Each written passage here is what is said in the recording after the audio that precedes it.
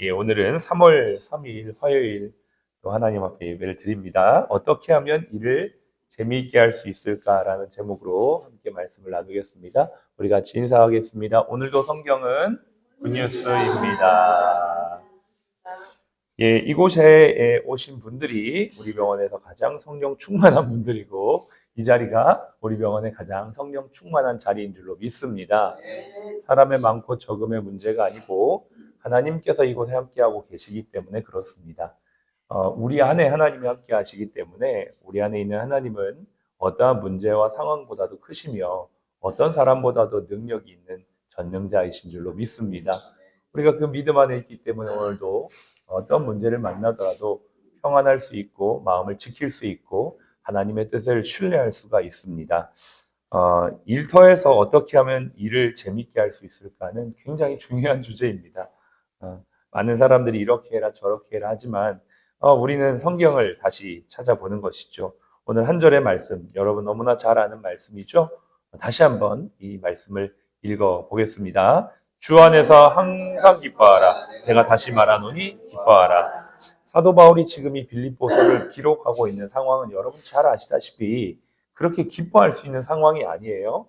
가택 연금되어 있는 상태, 거주와 이동의 자유가 없는 상태이기 때문에 기뻐할 이유보다는 불평할 이유가 더 많은 거예요. 그럼에도 불구하고 바울이 이 글을 쓰고 있는 이 지금 4장이 마지막 장인데 전체적인 흐름이 다 읽어보시면 이 기쁨의 고백으로 바울이 이 글을 쓰고 있다는 걸 알 수가 있습니다. 사도 바울이 이 빌립보서를 기록할 당시 빌립보서만 기록한 게 아니고 앞서 에베소서, 빌립보서, 또 골로새서, 빌레몬서 요 네 권이 옥중서신이라고 하죠. 그러니까 가택 연금되어 있는 옥에 갇혀 있는 자유가 없는 상태에서 기록한 책입니다. 그러나 이 네 권의 책은 한결같이 육신의 제한과 또 제한된 환경 속에서도 그리스도 안에서 누리는 기쁨이 어떤 상황과 환경보다도 크다는 것을 다 고백을 하고 있습니다. 너무나 놀라운 것이죠. 이 가택연금이 되어진 상태를 우리가 좀 생각을 해 봐야 됩니다. 성경을 우리가 이제 신약을 쭉 읽다 보면 이제 사도행전에서 연결되어지는 이야기들이 이제 서신서로 쭉쭉 나오게 되는데 바울이 3차 전도 여행을 마치고 이제 다시 예루살렘으로 돌아가죠. 근데 돌아가는데 마지막 이제 에베소에서 이제 들어가는데 에베소에 있는 사람들이 가지 말라 그래요. 성령님의 감동하심도 바울이 예루살렘으로 가면 거기에서 고난이 있을 것이다. 결박이 있을 것이다. 이렇게 이제 성령님의 감동이 된 사람들도 그러한 예언을 하죠. 그럼에도 불구하고 바울은 이제 느낍니다. 내가 가야 된다는 것. 결국 우리가 그런 삶을 살죠. 분명히 어려움이 있을 걸 예상이 돼요. 그런데 이걸 해야 된다라는 감동을 누가 주세요? 성령님이 주시는 겁니다. 언제요? 기도할 때, 말씀 들을 때, 예배 드릴 때. 이 아침에 하나님께서 우리 마음에 어떤 성령의 감동을 주실 때 앞에 있는 어려움이 있더라도 그 일에 순종할 수 있는 믿음과 용기가 있기를 축복합니다. 바울이 그래서 가요. 어디로? 예루살렘으로. 여지없이 잡히죠. 유대인들은 대기하고 있는 거예요. 바울을 잡으려고. 구약과 성전을 모독하였다. 그래가지고 그를 감옥에 이제 잡아서 이제 선동으로 죽이려고 하는데 그때에 이제 로마의 천부장이 그 상황을 보고 바울을 이렇게 보호를 합니다. 그리고 이제 나중에 이제 총독에 의해 구류가 되죠. 한 2년 동안 구류가 됩니다. 벨릭스와 베스토에 의해서 구류가 되어진 상태부터 이제 갇혀 있는 상황이에요. 근데 바울이 그때 무엇을 드러냅니까? 내가 로마 시민이다라는 걸 드러냈죠. 그러면서 가이사, 로마 황제에게 상소를 합니다. 그래서 배를 타고 로마를 향해 가죠. 그런데 중간에 풍랑을 만납니다. 그리고 멜리데라고 하는 그 섬에 들어갔다가 피신하여 다시 결국 로마에까지 갑니다. 이 모든 여정은 성령께서 바울에게 주셨던 마음의 감동을 따라 바울이 순종했던 결과죠. 결국 로마까지 가요. 로마에 가서 2년 동안 또 가택연금이 되어 있는 상태에서 에베소서, 빌립보서, 골로새서, 빌레몬서를 기록한 겁니다. 그 중에 연장선이 빌립보서입니다. 그 상황에서 지금 바울이 주 안에서 기뻐하라, 내가 다시 말하노니 항상 기뻐하라 이렇게 말하고 있는 것입니다. 이렇게 기뻐할 수 있는 이유가 있는 것이죠. 첫 번째는 주 안에서 기뻐하는 것입니다. 바울은 뭔가 이렇게 이 고백을 하면서 억지로 견디듯이 기뻐하라 라고 말하는 게 아니에요. 내게 주어진 상황에서 내가 누리는 존재론적 기쁨이 있는 거죠. 상황에 따른 기쁨은 영어로 표현하자면 해피니스라고 표현을 합니다. 그러니까 상황이 있으면 행복하고 없으면 불행한 거죠. 많은 사람들이 해피니스를 쫓아갑니다. 근데 여기서 말하는 기쁨은 조이입니다. 조이. 네, 조이. 상황과 여건과 상관없이 지금 이제 물리적인 상황은 갇혀 있지만 영적인 상황은 주님 안에서 충만한 기쁨을 누리고 있는 것이죠. 저와 여러분이 오늘도 이 콘크리트라고 하는 물리적 상황에 들어와 있습니다. 또 내가 지금 어떤 일을 하는 신분적 상황에 정해져 있습니다. 그런데 이거보다 더 큰 게 있죠. 우리 안에 임한 하나님의 나라는 영적인 공간으로서 우리 안에 있기 때문에 이게 훨씬 더 큰 겁니다. 그래서 우리 안에 있는 하나님의 나라가 있는 사람은 어떤 물리적 상황에 매이지 않는 거예요. 어떤 위치적 상황에 묶이지 않는 겁니다.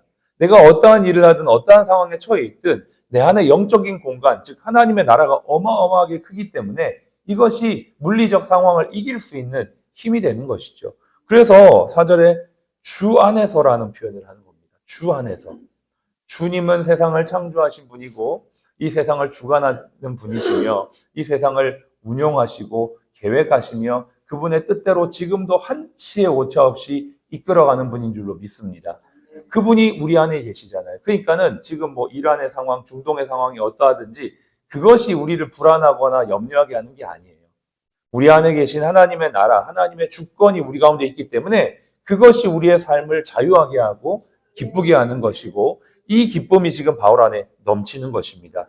그래서 우리가 어떻게 하면 이를 기쁘게 할 수 있는가의 첫 번째는 내가 주님 안에 있을 때 가능하다라는 것입니다. 이 고백을 하고 있는 찬송가가 있죠.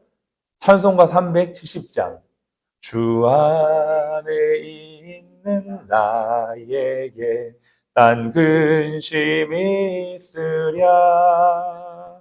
십자가 밑에 나아가 내 짐을 풀었네.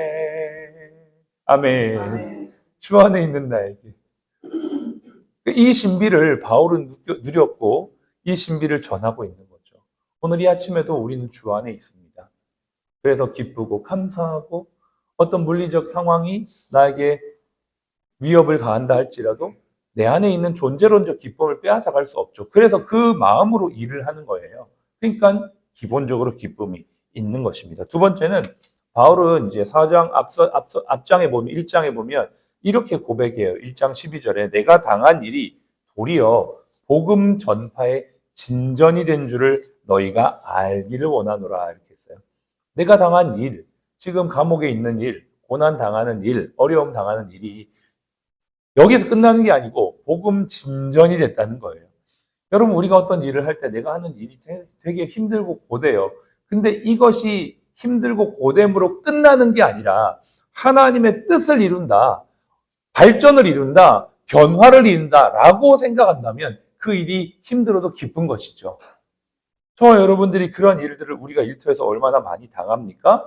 바울의 최고의 가치는 내가 안위를 누리는 게 아니라 나를 통해 하나님의 뜻이 이루어지는 게 바울의 가치였어요. 삶의 가치였어요.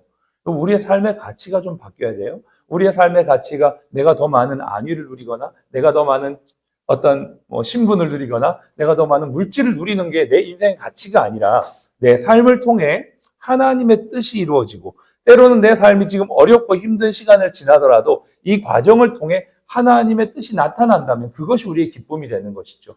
이렇게 생각하는 사람들은 일을 할 때 기쁜 거예요. 기쁨이 있는 겁니다. 또 어떤 일이 일어날까? 하나님은 어떻게 일하실까? 요한복음 9장에 보면 예수님과 제자들이 길을 가는데 소경된 자, 날 때부터 소경된 자를 만나요. 그리고 제자들이 물어보죠. 라비어, 이 자가 자기 죄 때문에 소경됐습니까? 아니면 부모 죄 때문에 소경됐습니까? 이들의 질문은 두 가지에 집중되어 있습니다. 일단은 문제에 집중이 되어 있고요. 문제에 대한 원인이 뭔지를 물어보는 것이고, 그리고 또 하나는 그들의 생각은 구약적 사고에 이제 딱 매여 있는 것입니다. 무슨 죄의 결과 때문에 이가 이제 저주나 고통을 받고 있다고 생각했던 거죠. 근데 예수님은 완전히 다르게 대답하시죠. 이거는 자기의 죄도 부모의 죄도 아니고 그에게서 하나님이 하시는 일을 나타내게 하려 합니다. 그러니까 어떤 문제를 바라보는 관점 자체가 틀린 겁니다. 세상은 문제를 바라보면서 이 문제의 원인을 찾으려고 하고 이게 어떻게 시작됐는지 그리고 그거에 대한 고민을 합니다. 근데 하나님의 사람들은 이 문제를 통해 하나님이 어떻게 일하실까를 바라봐야 되죠.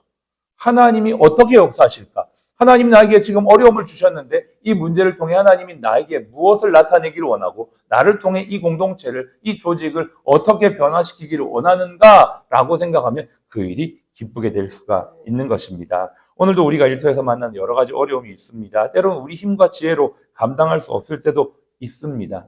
아니요, 많습니다. 그런데 이러한 어려움을 느끼며 일을 한다면 이 어려움만 생각한다면 우리는 일 속에 절대 기쁨을 누리기 어렵습니다. 그러나 이걸 통해 하나님께서 하시는 일을 나타낼 것이다 라고 믿고 기대한다면 그 일은 기쁨으로 다가오게 될 줄로 믿습니다. 세 번째, 바울이 왜 기뻐할 수 있는가? 어떻게 기뻐할 수 있는가? 그는 그리스도 중심적 세계관을 가지고 있었습니다. 빌립보서 1장 21절 이는 내게 사는 것이 그리스도니 죽는 것도 유익함이라. 여러분, 이게 우리 사실 신앙인들의 마지막 고백이 돼야 됩니다. 내가 사는 것은 나를 위해 사는 게 아니고 내가 사는 것은 그리스도를 위해 산다는 거예요. 그래서 내가 죽는 것도 유익하다는 거죠. 갈라디아서 2장 20절 내가 그리스도와 함께 십자가에 못 박혔나니 그런즉 이제 내가 사는 것이 아니요. 근데 어떻습니까? 계속 내가 살아있어요. 내가 죽질 않는 거예요. 그러니까 그 일이 내 뜻대로 내 생각대로 안 되면 기쁨이 없어지는 거예요. 여러분, 우리는 일에서도 회심이 필요합니다. 회심이 무엇입니까? 일을 바라보는 회심을 말하는 거예요. 일은 단순히 어떤 내가 생계를 위해서 돈을 벌기 위해서만 하는 게 아니죠. 일은 이 일을 통해 하나님의 영광을 나타내는 것이에요. 이게 바로 일의 회심입니다. 우리가 회심이라는 건 예수 안 믿던 죄인이 예수 믿어서 주님께로 돌아오는 걸 회심이라고 말하는데 회심은 일회적이면서도 연속적이어야 해요. 무슨 말이냐? 한 번 죄인이 회심하는 건 일회적이지만 회심한 죄인이 성화되는 건 자주 계속 지속적이어야 된다는 겁니다. 계속. 그래서 어떻게 회심합니까? 나 중심적 세계관의 소유자에서 그리스도 중심의 소유자로 가야 되는 거예요. 바울이 그래서 내가 죽는 것도 유익하다고 할 정도까지 되었으니 그 일 자체가 기쁨이 되는 것이죠.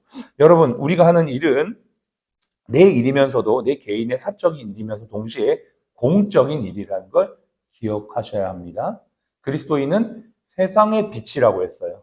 내가 하는 일로 끝나는 게 아니라 이 세상을 밝히고 적어도 내가 속해 있는 공동체를 변화시키는 공적 영역에 우리가 속해 있는 자들입니다.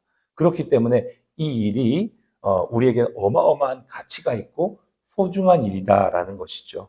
말씀을 좀 정리하겠습니다. 내가 하는 일이 얼마나 하나님 나라 안에서 가치가 있고 소중한지를 안다면 우리는 일에 대한 기쁨과 보람을 느끼게 됩니다. 절대 일은 일에 받는 결과, 즉 임금과 비례하지 않습니다. 일의 가치, 일의 기쁨은 내가 얼마나 일을 가치 있게 여기고 내가 하는 일을 얼마나 소중하게 여기는가에 따라 기쁨이 달라지는 것이죠. 작은 일이라도 우리가 최선을 다해야 하는 이유는 바로 여기에 있습니다. 작은 일이라도 소홀하게 생각하지 말아야 될 것이 바로 우리의 일이 사적인 영역을 넘어 하나님이 내게 맡기신 공적인 일이기 때문에 그렇습니다. 여러분들이 이러한 마음으로 일을 할 때 반드시 일 속에 기쁨이 있고 의미가 있고 그 기쁨과 의미를 가지고 우리는 반드시 사명감을 가지고 일을 하게 됩니다. 그리고 하나님 앞에 이 사명감을 구할 때 하나님 반드시 능력을 주시고 지혜를 주시고 그 일을 통해 하나님의 뜻을 이루는 일에 우리를 사용하실 줄로 믿습니다. 오늘도 그 기쁨을 누리시는 저와 여러분 되시길 바라고요. 마지막으로 한 조선일보 기자로 일했던 분이 취재차 들렀던 종교단체의 사회복지 기관에서 봉사자 한 분을 만났답니다. 그곳에서 일하는 모든 사람은 돈을 받고 일하는 사람이 아니라 말 그대로 봉사자였죠. 한 70대가 조금 넘은 분을 이 기자분이 만났는데 그분의 얼굴에는 평안이 있고 너무나 맑았다고 합니다. 몇 마디 말을 주고받는 중에 기자는 자신이 일을 잘못 생각하고 있다는 사실을 깨달았다고 해요. 이 봉사자들의 노동은 결코 쉬운 게 아니죠. 힘든 분들의 몸을 움직이게 하고 도와주는 일 절대 쉽지 않은데 그럼에도 불구하고 그들의 일 속에는 정성이 있었고 그들의 입에는 예수님, 감사, 사랑 이러한 말들이 가득했다고 합니다. 이러한 모습 속에서 우리는 보게 되죠. 이분들의 마음 속에 있는 공간이 어마어마하게 크다.